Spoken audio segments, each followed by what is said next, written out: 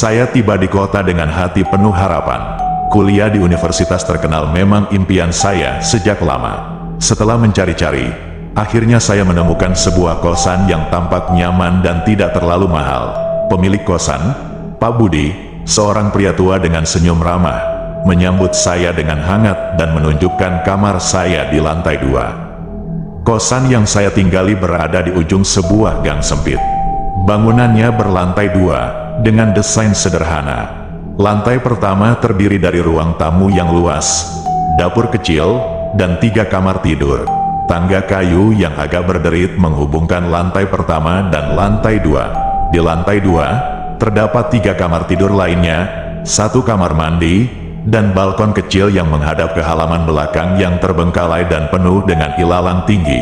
Seluruh bangunan terlihat tua dan sedikit kusam, dengan dinding yang retak dan cat yang sudah mengelupas di beberapa bagian. Kamar saya berada di ujung koridor, dekat dengan balkon kecil. Meskipun sederhana, kamar itu cukup luas dan memiliki jendela besar yang menghadap ke halaman belakang. Setelah membereskan barang-barang, saya merasa lega dan siap untuk memulai kehidupan baru di kota ini. Malam pertama di kosan berjalan lancar. Saya merasa nyaman dan langsung tidur dengan nyenyak. Namun, keesokan harinya, saya mendengar cerita dari teman-teman baru di kampus tentang kosan saya yang ternyata terkenal berhantu. Mereka bilang, beberapa penghuni sebelumnya sering mengalami kejadian aneh. Awalnya, saya tidak percaya. Saya selalu berpikir cerita-cerita seperti itu hanya bualan untuk menakut-nakuti orang baru. Lagi pula, malam pertama saya baik-baik saja. Jadi, saya memutuskan untuk tidak terlalu memikirkannya dan fokus pada kuliah. Namun, malam kedua mulai ada yang aneh. Sekitar pukul 2 pagi, saya terbangun oleh suara langkah kaki di luar kamar. Saya berpikir mungkin itu salah satu penghuni kosan yang baru pulang. Tapi, suara langkah kaki itu tidak berhenti di depan kamar-kamar lain. Suaranya terus terdengar bolak-balik di sepanjang koridor. Saya mencoba mengabaikannya dan kembali tidur. Namun, setiap malam suara langkah kaki itu selalu muncul pada waktu yang sama. Rasanya seperti ada seseorang yang sedang berpatroli. Saya pun mulai merasa tidak nyaman. Suatu malam, saya memberanikan diri untuk keluar kamar dan melihat siapa yang membuat suara itu.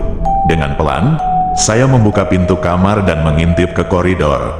Koridor itu kosong, tapi suara langkah kaki masih terdengar, seolah-olah ada seseorang yang tak kasat mata sedang berjalan. Kembali ke kamar, saya merasa bulu kuduk saya meremang.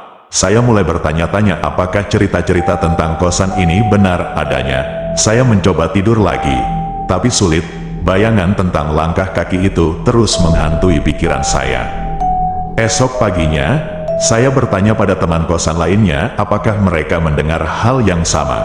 Mereka semua menggeleng, kecuali Nina, penghuni kamar sebelah. Nina mengatakan bahwa dia juga sering mendengar suara itu dan bahkan pernah melihat bayangan hitam melintas di depan pintu kamarnya. Mendengar itu, saya semakin yakin ada yang tidak beres.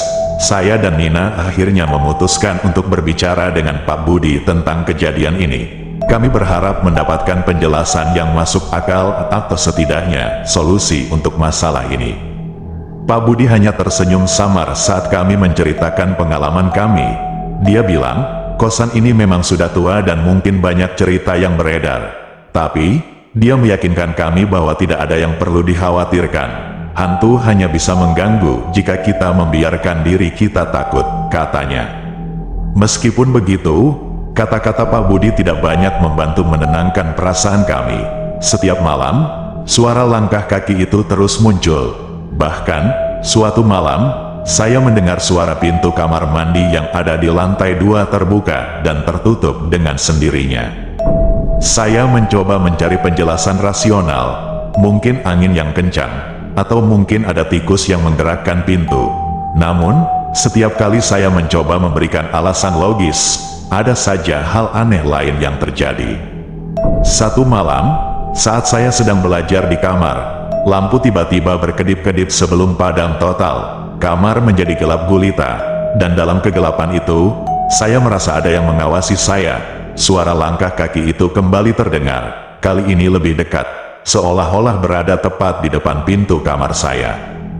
Dengan tangan gemetar, saya meraih senter yang selalu saya simpan di samping tempat tidur. Saya menyalakannya dan mengarahkan cahayanya ke pintu. Tidak ada apa-apa di sana, hanya pintu kayu tua yang tertutup rapat. Namun, suara itu masih ada, seperti seseorang yang berdiri diam di luar kamar.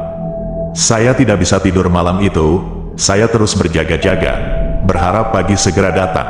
Ketika akhirnya matahari terbit, saya merasa sedikit lega. Saya keluar kamar dan menemukan Nina di dapur. Wajahnya pucat, dan matanya merah seperti kurang tidur. Nina mengatakan bahwa dia juga mengalami hal yang sama. Lampu di kamarnya padam tiba-tiba, dan dia merasa ada yang mengawasinya. Kami berdua mulai berpikir bahwa ada sesuatu yang benar-benar tidak beres dengan kosan ini.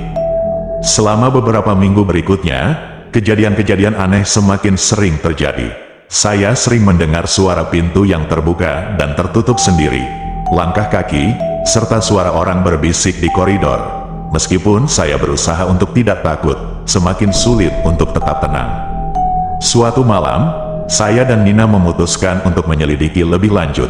Kami mengambil senter dan perlahan-lahan menyusuri koridor. Kami berhenti di depan kamar mandi, tempat di mana suara pintu sering terdengar. Dengan hati-hati, saya membuka pintu kamar mandi dan menerangi ruangan dengan senter.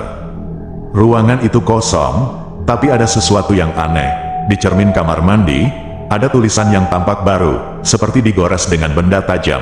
Tulisan itu berbunyi, "Pergi dari sini." Kami berdua merasa ngeri dan segera menutup pintu kamar mandi. Keesokan harinya, kami memberanikan diri untuk berbicara dengan penghuni kosan lainnya. Beberapa dari mereka mengaku pernah mengalami hal serupa, tapi memilih untuk diam karena takut dianggap gila atau hanya sekadar imajinasi. Kami semua sepakat untuk berbicara lagi dengan Pak Budi. Kali ini, kami mendesak agar dia memberikan penjelasan yang lebih memadai. Pak Budi akhirnya mengakui bahwa kosan ini dulunya adalah tempat kejadian tragis. Seorang mahasiswa pernah meninggal di sini beberapa tahun lalu, dan sejak saat itu, kejadian-kejadian aneh mulai terjadi. Pak Budi mengatakan bahwa dia sudah mencoba berbagai cara untuk mengusir roh tersebut, termasuk memanggil paranormal. Namun, semua usahanya sia-sia. Roh itu tetap tinggal di sini, seolah-olah terjebak dan tidak bisa pergi. Mendengar cerita Pak Budi, saya merasa semakin ngeri. Tapi, kami tidak punya banyak pilihan. Meninggalkan kosan ini berarti harus mencari tempat tinggal baru, yang tentu saja tidak mudah dan memakan biaya.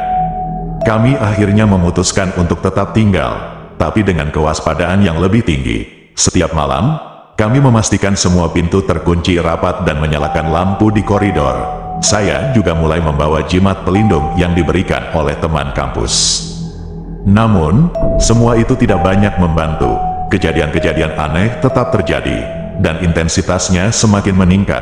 Suara langkah kaki semakin keras, pintu-pintu terbuka dan tertutup dengan sendirinya, dan seringkali saya merasakan hawa dingin yang tiba-tiba muncul di kamar saya. Puncaknya terjadi pada malam bulan purnama. Saya sedang berbaring di tempat tidur, mencoba tidur, ketika tiba-tiba pintu kamar saya terbuka dengan keras. Saya terbangun dan melihat sosok bayangan hitam berdiri di ambang pintu. Sosok itu tidak bergerak, hanya berdiri diam, menatap ke arah saya. Saya merasa tubuh saya membeku, tidak bisa bergerak atau berteriak. Sosok itu perlahan-lahan melayang masuk ke kamar, mendekati tempat tidur saya. Wajahnya tidak terlihat jelas, tapi saya bisa merasakan tatapannya yang dingin dan menakutkan. Saat sosok itu semakin dekat, tiba-tiba saya mendengar suara Nina dari luar kamar. Dia berteriak memanggil nama saya, membuat sosok itu berhenti dan perlahan menghilang. Pintu kamar saya menutup kembali dengan sendirinya. Saya segera berlari keluar dan menemukan Nina berdiri di koridor, wajahnya pucat ketakutan. Dia bilang dia melihat sosok bayangan hitam yang sama di kamarnya, dan itu membuatnya panik dan lari keluar. Kami berdua merasa sangat ketakutan dan memutuskan untuk tidur di ruang tamu malam itu. Kami menyalakan semua lampu dan berusaha untuk tetap terjaga. Namun, sekitar pukul 3 pagi, kami mendengar suara langkah kaki itu lagi. Kali ini di tangga. Langkah kaki itu terdengar naik ke lantai 2. dan kemudian turun lagi ke lantai 1. Kami bisa mendengar suara langkah itu semakin mendekat ke ruang tamu. Kami berdua saling berpegangan erat, berharap ini hanya mimpi buruk. Ketika suara langkah kaki itu berhenti tepat di depan pintu ruang tamu, saya memberanikan diri untuk memanggil, "Siapa di sana?" Tidak ada jawaban, hanya keheningan yang mencekam. Pintu tetap tertutup, tapi kami bisa merasakan kehadiran sesuatu di luar sana. Tiba-tiba, pintu ruang tamu terbuka sedikit, dan kami bisa melihat bayangan hitam itu lagi. Kali ini, sosok itu tidak bergerak, hanya berdiri diam di ambang pintu, menatap kami dengan tatapan kosong. Saya merasa napas saya tercekat dan bulu kuduk meremang. Kami tidak tahu harus berbuat apa. Sosok itu perlahan-lahan menghilang lagi, meninggalkan kami dalam ketakutan yang luar biasa. Pagi harinya, kami memutuskan untuk pergi ke kampus lebih awal. Kami tidak sanggup lagi berada di kosan itu lebih lama. Kami bertemu dengan teman-teman kampus dan menceritakan apa yang terjadi. Mereka semua terkejut dan menyarankan kami untuk mencari tempat tinggal baru secepat mungkin. Kami sepakat dan mulai mencari kosan baru hari itu juga. Untungnya, kami menemukan tempat yang tidak terlalu jauh dari kampus dan memiliki harga yang terjangkau. Meski agak terburu-buru, kami merasa ini adalah keputusan yang tepat. Kembali ke kosan lama untuk mengemasi barang-barang, kami merasa ada yang mengawasi. Saya mencoba untuk tetap tenang, tapi suara langkah kaki itu kembali terdengar, seolah-olah mengikuti kami kemanapun kami pergi.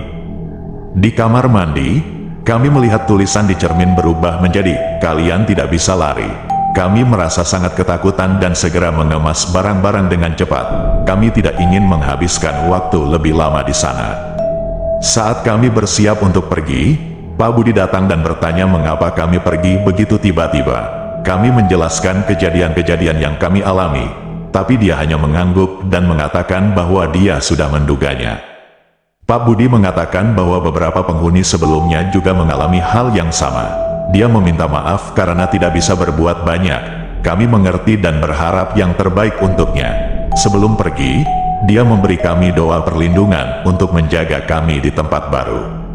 Akhirnya, kami meninggalkan kosan itu dan pindah ke tempat baru.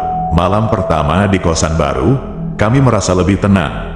Tidak ada suara langkah kaki atau bayangan hitam yang mengganggu. Kami bisa tidur nyenyak untuk pertama kalinya dalam beberapa minggu. Namun, meski sudah pindah, kenangan akan kosan berhantu itu tetap membekas di ingatan kami. Setiap kali mendengar suara langkah kaki atau melihat bayangan gelap, saya selalu teringat kejadian di kosan itu. Beberapa minggu setelah pindah, saya dan Nina mendengar kabar bahwa kosan lama kami ditinggalkan oleh penghuni lainnya. Mereka juga mengalami kejadian serupa dan memutuskan untuk pindah. Pak Budi akhirnya memutuskan untuk menutup kosan itu sementara waktu. Kami merasa lega mendengar berita itu. Setidaknya, tidak ada yang akan mengalami hal yang sama seperti kami. Namun, rasa penasaran tetap ada. Apa sebenarnya yang terjadi dengan roh yang menghantui kosan itu? Mengapa dia tidak bisa pergi? Saya mencoba mencari informasi lebih lanjut tentang mahasiswa yang meninggal di kosan itu. Dari cerita yang beredar, dia adalah seorang mahasiswa yang sangat pintar, tapi sering dibully oleh teman-temannya. Suatu malam, dia ditemukan tewas di kamarnya, diduga bunuh diri. Cerita itu membuat saya merasa sedih dan bersalah. Mungkin roh itu hanya ingin mencari kedamaian dan meminta pertolongan. Saya berharap dia bisa menemukan jalan untuk pergi dari dunia ini dan beristirahat dengan tenang. Meski begitu, hidup harus terus berjalan. Saya dan Nina melanjutkan kuliah kami dengan semangat baru. Kami berjanji untuk selalu saling mendukung dan tidak membiarkan kejadian di kosan lama menghantui kami lagi. Pengalaman di kosan berhantu itu menjadi pelajaran berharga bagi kami. Kami belajar untuk lebih peka terhadap sekitar dan tidak mengabaikan perasaan tidak nyaman. Kami juga belajar untuk lebih menghargai hidup dan selalu berbuat baik kepada orang lain. Kini, setiap kali saya melewati gang sempit tempat kosan itu berada, saya selalu teringat akan 2 bulan penuh teror yang kami alami. Meski menakutkan, pengalaman itu membuat saya menjadi pribadi yang lebih kuat dan tangguh. Dan saya berharap, suatu saat, roh yang menghantui kosan itu bisa menemukan kedamaian yang dia cari.